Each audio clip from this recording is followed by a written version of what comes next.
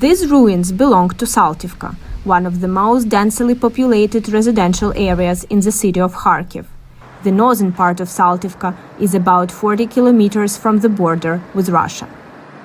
It is difficult to find a home still standing. This area of the city was the hardest hit by Russian shelling since the invasion began on February 24th. Resident Viktor Monakhov, a private entrepreneur before the war, became a volunteer as Russia's full-scale assault began. He and others evacuated people from North Saltivka.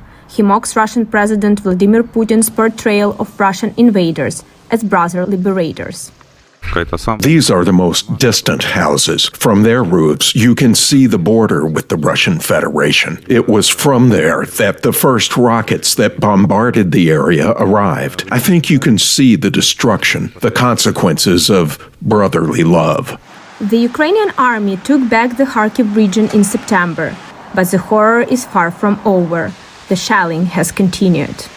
The Russians cannot stop. Plus, infrastructure is being hit. It is still not over. And unfortunately, it will continue until total victory. Alexei was living in Saltivka district with his family.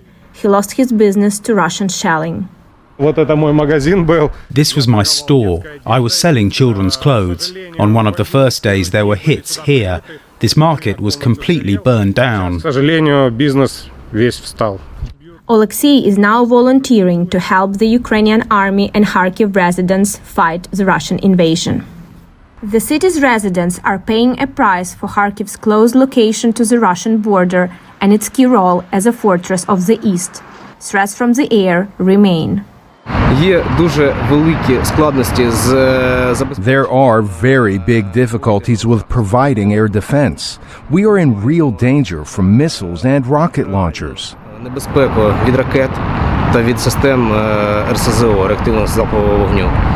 Kharkiv is Ukraine's second largest city, and historically its residents had a positive view of Russia.